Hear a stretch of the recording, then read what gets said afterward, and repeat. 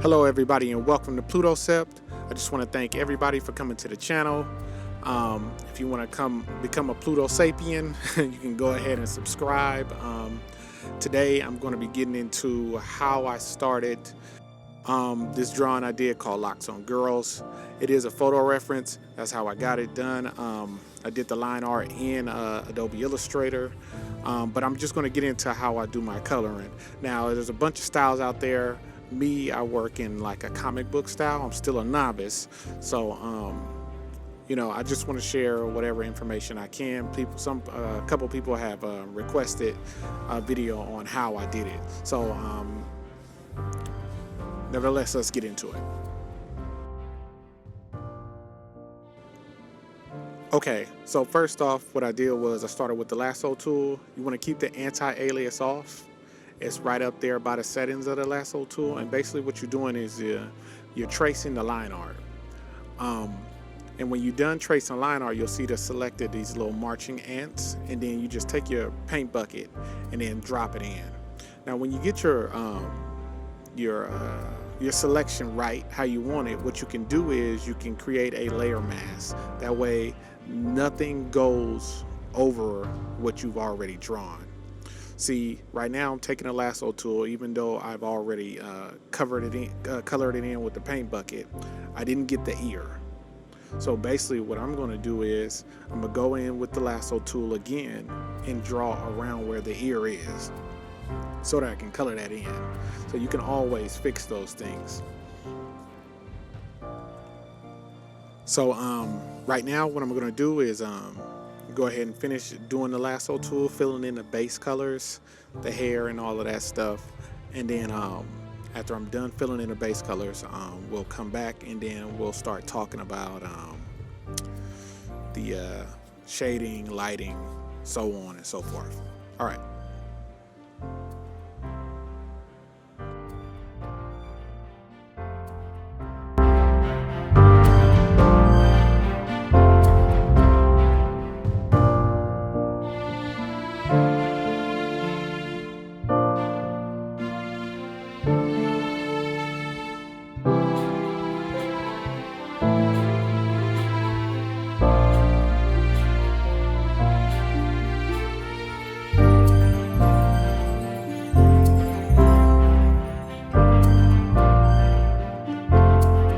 Okay, now that we have the base colors laid, and I know it looks really flat, and basically that's what you're doing, you're flattening everything out.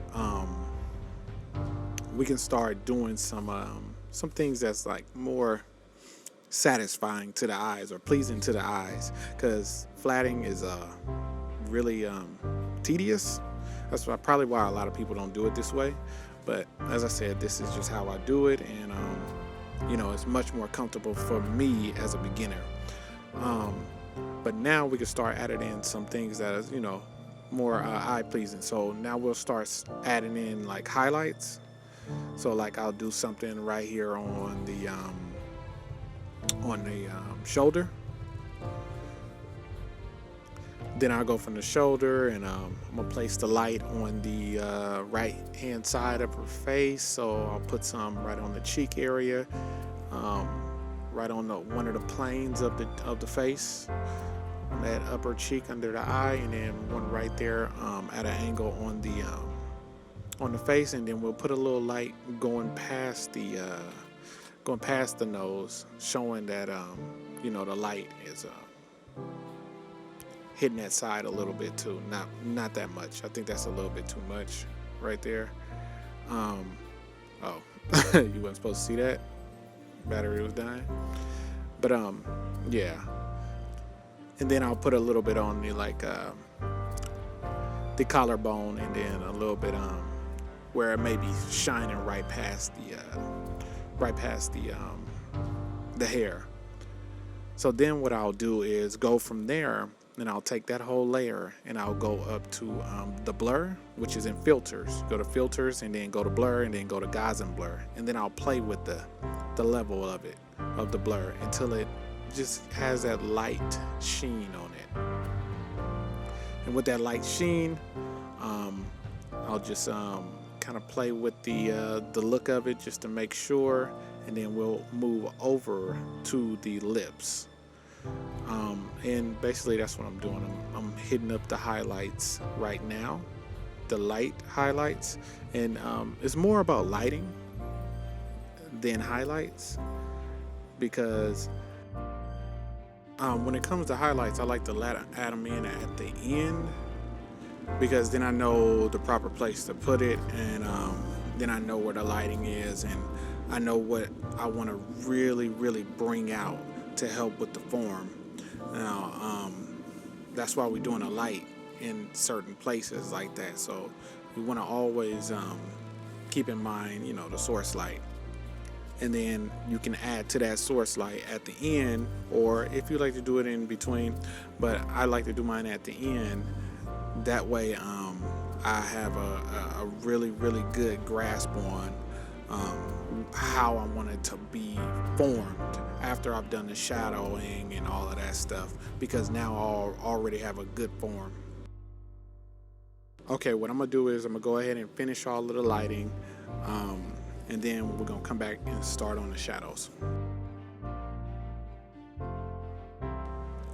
Okay, now that we're done with the highlights or the lighting, we're gonna work on the shadows. Now, the shadows will give it a little bit more form. In order to apply this a little bit cleaner than you would just by dumping it on there, what I end up doing is selecting all of the layer that I did the skin on. Again, to select a layer that you've already painted, which would just be the outline of that that color that you just painted, or whatever you would want to call it. You go to the layer that you just painted and hold Control or Command on Mac and just click on that box. Click on that image, not the where the words are, the box. You click on that and you'll see the marching ants light up. When those marching ants light up, then that is the only layer that is selected, and you can go to another layer and you will not be able to color anything else until you deselect that. And to deselect is like it's Control D or Command D, but then you know you have to go back and do the selecting again if you need to go back to it. But while it's selected, you cannot color on any other thing because that's what's selected. And then if you want to make it nice and clean, you can hit Control H and it'll hide the selection. So I'm gonna go ahead and do that. Start adding in these shadows. I'm gonna use a soft brush. I use a lot of what's his name, Keenan Lafferty brushes, and yeah, they're really good. I recommend them. I think he gives them away for free, so you should check out his channel. I learned a lot of stuff from him as for concept art and stuff like that.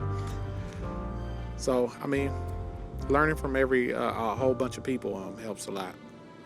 So I mean, you're not gonna learn everything in one place, and not everybody teaches everything the same way, and not everybody focuses on the same thing.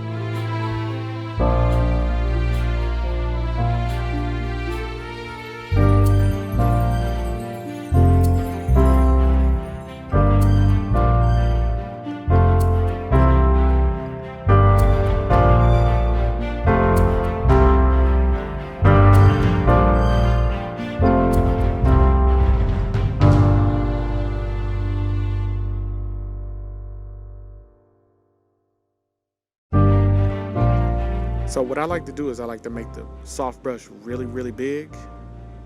And while that soft brush is really big, I can go far away and just slightly bring the shadows in. And it gives it a much softer feel, and it gives it that shape, as you can see it coming in finally. I think the lighting, doing the lighting first, helps me a lot. I don't know if it helps everybody else like that a lot. So I'm gonna go ahead and finish the shadowing, and then we'll go from there.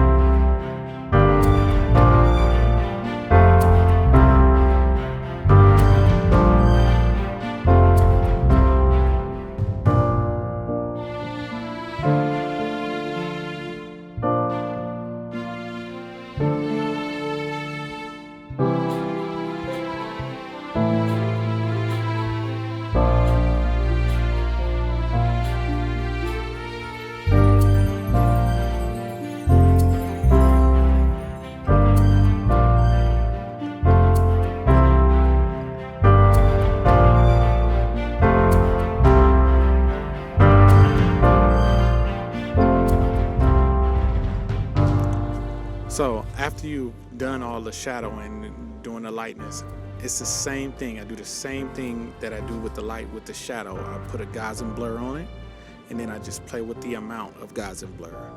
And then I'll play with the opacity of the layer. So again, Gaussian blur will be in filters, blur, and then you'll see Gaussian blur. And then you'll be able to bring it up, bring it down until you like what you see. So also with the shadowing, you don't want to forget the shadowing of the nose, under the nose, and then it helps with it helps visually. You see the shape of the nose a little bit better.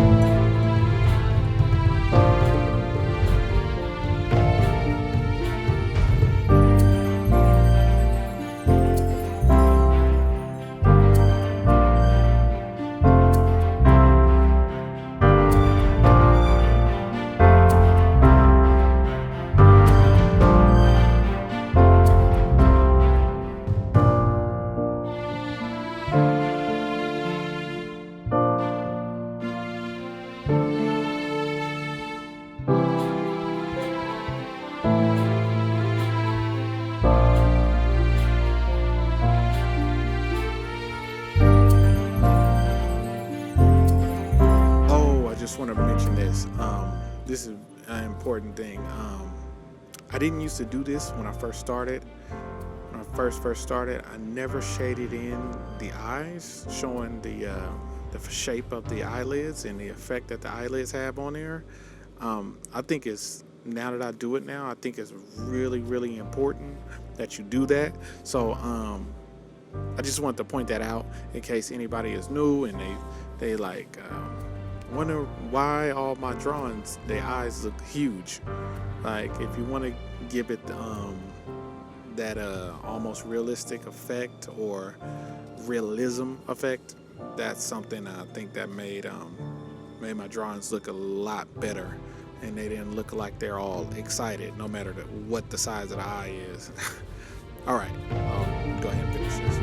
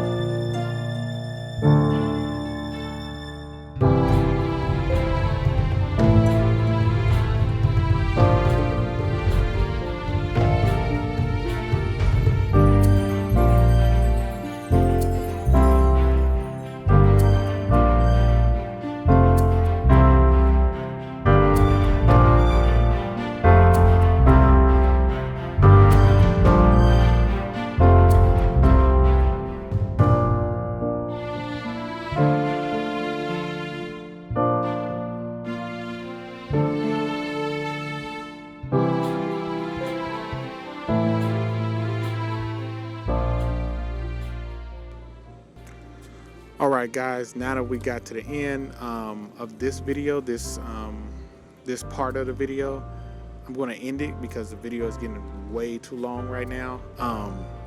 But as you can see, we have all the base colors, we have the lighting, we have the shadows, and we got the little accessories that we need for the hair.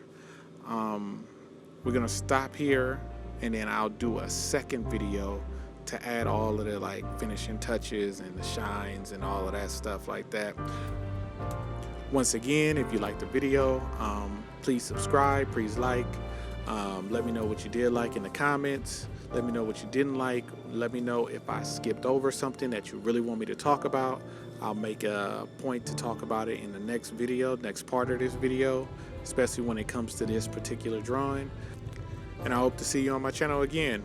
Please don't forget, subscribe if you like, become a Plutocept, and see you next time.